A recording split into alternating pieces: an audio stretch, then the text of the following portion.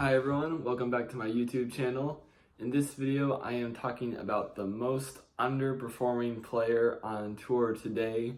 And when I pose this question, it sounds like it's maybe not very easy. Could be a number of players who are underperforming for their ability, who are capable of playing better, but for whatever reason, they're just not. But really, when it comes down to the most underperforming player on tour, it's a very easy answer to that question. It is Denis Shapovalov by far, when you're considering talent level versus what height he's reached in his career. One title to his name, career high 10 in the world. And this is a guy that beat Rafael Nadal in 2017 when he was having a pretty good year at just 18 years old. He also has a win over Kyrgios even before that, who's a very talented player, 2 wins over Tsitsipas, at least 1 win over Zverev, and other good matches on top of it. But really, it's not so much about his great successes, it's about his lack thereof of really good successes. For how talented he is and how much ability he possesses from such a young age to where he is now is extremely disappointing, and by far the biggest letdown of talent from all players on the tour, from how much potential he has to how much he has achieved. By far the worst. Even outside the top 100 at this point, that is not something you could have seen when you see an 18-year-old beat Rafael Nadal 6 years ago. This is a guy that seemed like he could have been on a trajectory to the very top of the game very quickly. I was even talking with my girlfriend the other day. I was showing her the video of Shapovalov beating Nadal. Not that she is particularly interested necessarily, but anyway, I think she asked if other young players had beaten Nadal, and I'm like, oh yeah, I think Alcaraz beat him when he was 18 as well, and Alcaraz went on to become #1 not even a year later. So that's an extreme example. Shapovalov wasn't in a position to do the same, but that kind of shows that how serious of a victory it is to beat that kind of a caliber player who really makes you earn every point, perform well under pressure. It shows you that the level's there and stuff.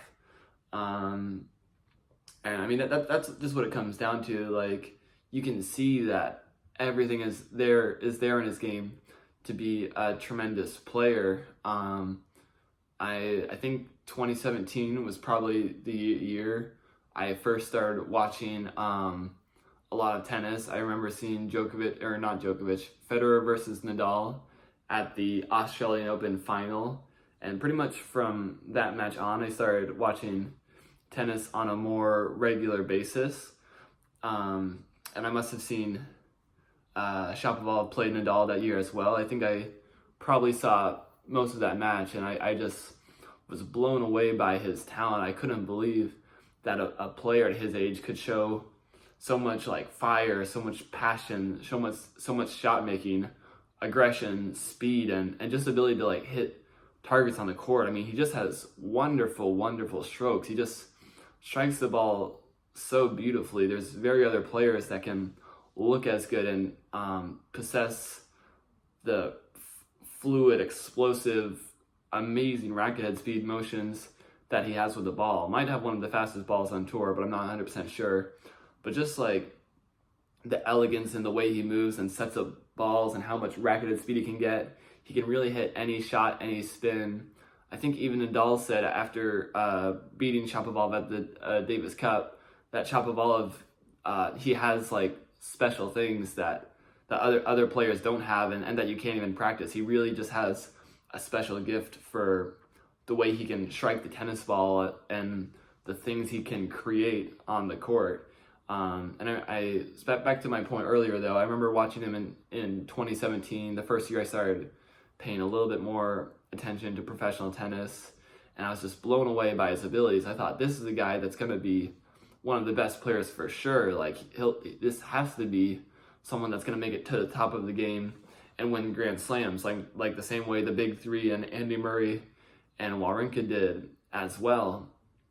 And there's some things I know now that I didn't know then, and I think my experience or my opinions and judgment have changed as I've grown more experience. But I'm pretty sure with all my tennis knowledge and studying now, if I were to go back 6 years and watch an 18-year-old Shapovalov play that well, possess that many different skills, be not only such a complete player, but such a dangerous player as well at that age, and see so much love and passion for the game, I think I'd have the same opinion that this would be the next big thing, someone that would take over men's tennis. So if really all the signs are there, and I'm not the only one that has this, everyone else thinks this as well, that he could have been one of the game's best players with one of the brightest futures, why has it turned out not to be? And that's one of the most confusing parts as well. Sometimes you see with these players that have tremendous talent, the media attention goes to their head. Perhaps that happened with Emma Raducanu a little bit. They become, the celebrity kind of takes over them more than the actual tennis. They get injured. Maybe their diet takes a downturn as they have a more celebrity life or whatever. None of these really seem to be the case with Denis Shapovalov. He didn't appear to drop down his training intensity, passion for the game, or competitiveness or anything. Nothing seemed to physically get, besides playing worse, which he certainly did, nothing seemed to physically get worse in his game. And I'm sure he felt pressure from the celebrity, but I don't think that necessarily ate away at his performance the way it did to other young stars. It was very much shot selection, which is weird. You think that the limiting factor in your game would be, confidence. Confidence is a big issue. And maybe he does show some confidence issues, or have some confidence issues, but not the way he plays. But normally when you see a player struggle to take their game to the next level, it's because something physically is holding them back, or something mentally is holding them back. I know Zverev was a very talented player, and he had a big double fault stretch troubles for a while, and I think he'd also get pretty tight at the net sometimes. But he never really dropped outside of the top 10, except when he was injured, and Shapovalov has only made the top 10 once.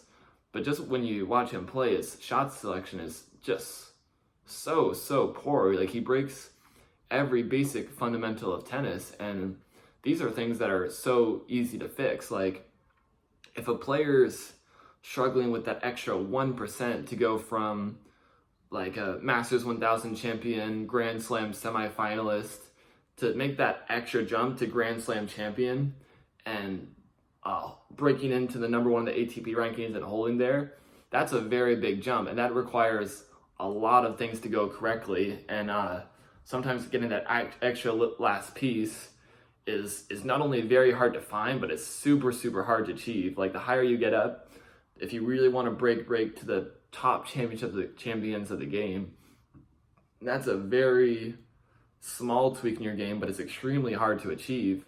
But Shapovalov's, the things that are holding him back seem like they would be so easy to fix from the outside perspective. It would be stop going for winners on every shot. If you're in a bad spot on the court, don't go extremely lower of the net. Add some spin, add some shape, be more consistent on the court.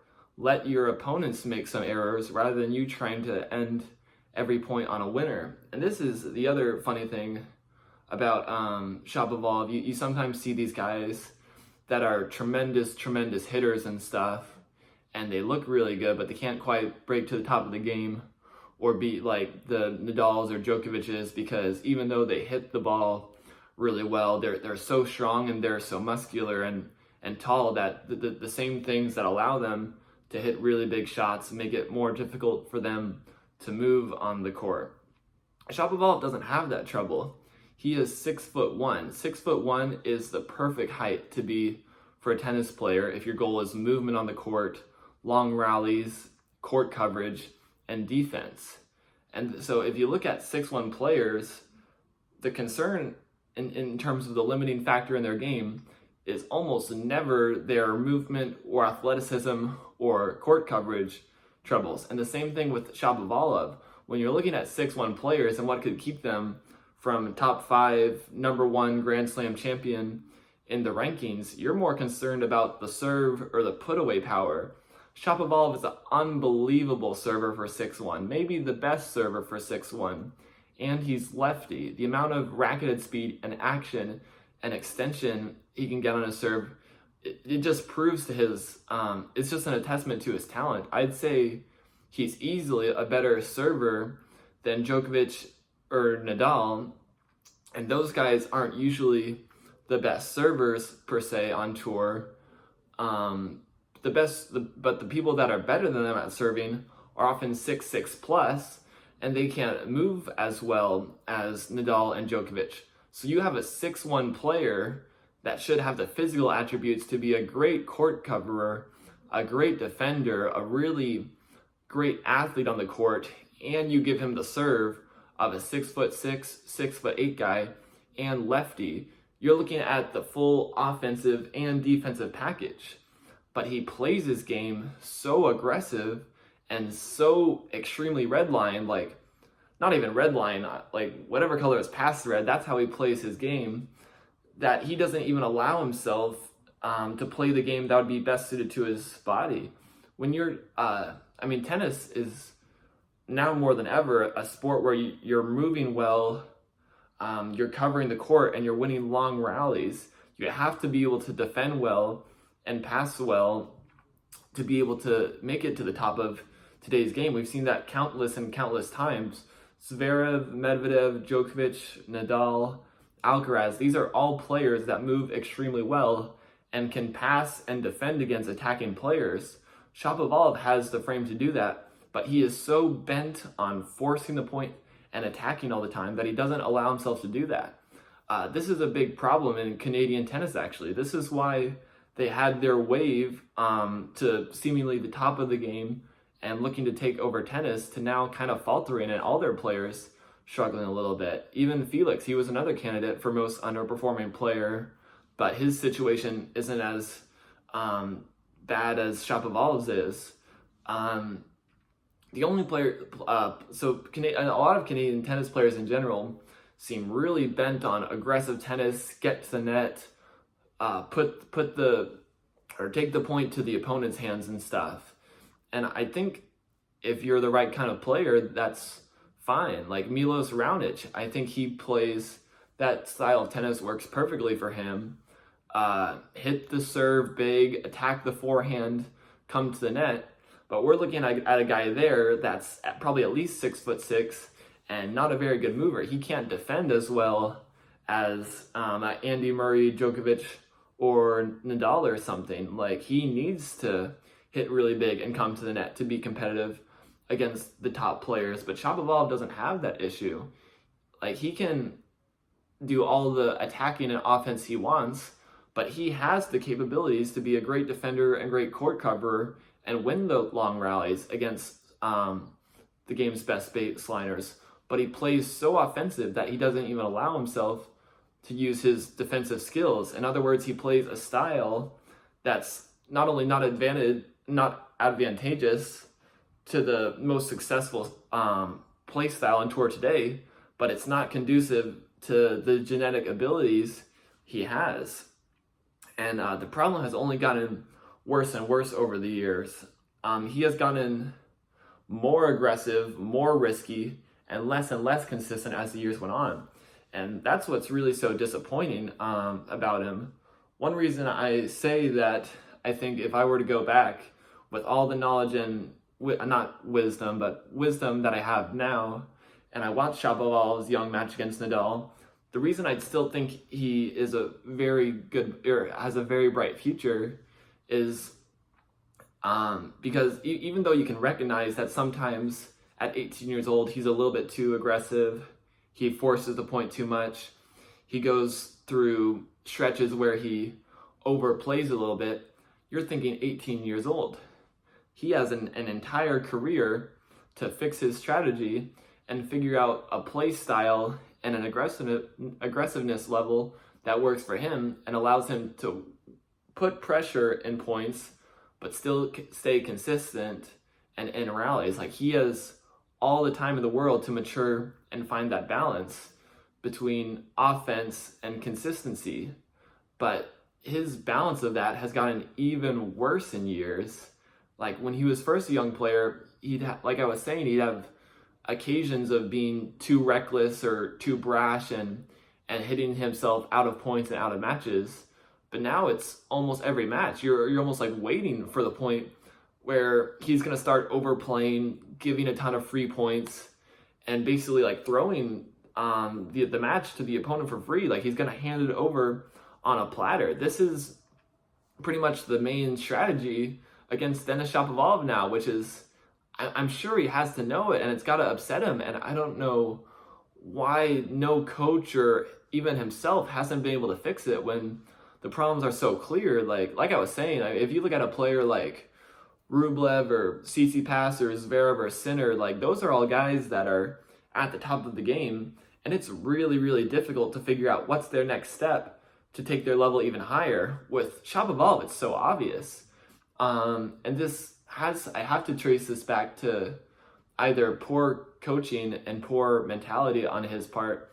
And that brings me to his next point on why he hasn't improved and why his game hasn't lived up to his potential yet. It's because his mentality has gotten worse and worse over the years. He's not someone that tanks matches the way a Kyrgios or a Bernard Tomic would tank their matches. He's still competing, but he has zero accountability in matches. I think something that really opened my eyes to this was his quarterfinal against Rafael Nadal in the Australian Open. The year Nadal won the Australian Open, Shapovalov,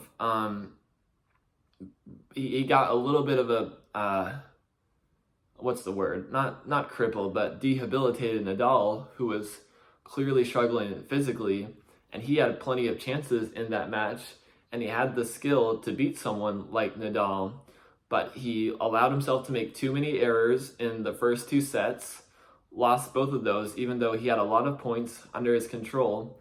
And then in the third and the fourth set, he played a little bit better, but mostly it was because Nadal started to lose his legs and experience pain physically.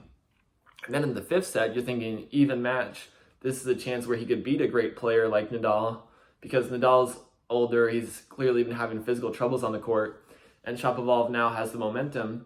But again, he goes to playing the overly risky, too many unforced errors style of tennis. And rather than credit the opponent and acknowledge where he needs to get better at, he blamed the crowd, and he insisted that Nadal was in perfect condition when he clearly wasn't, and blamed everything on the crowd being so pro Nadal and stuff.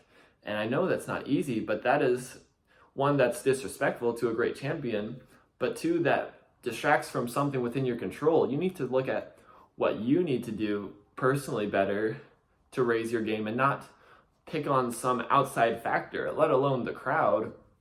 And then there's one video on Tennis TV or whatever, it's not too hard to find if you want to look it up, where I think I don't remember who he's playing, it's not super relevant, but he's playing in one of these, I think he's playing in Rome Masters 1000, and he yells at the crowd to shut the F up. Like, that just shows a guy that's not mentally stable and not just focus on the match and his own tennis and stuff. Like, I think he's really dealing with the struggles of not being the player he wants and noticing his game is slipping and not being able to rein it back in. And I think he thinks he just needs to keep hitting himself out of trouble, go for more and more winners and stuff.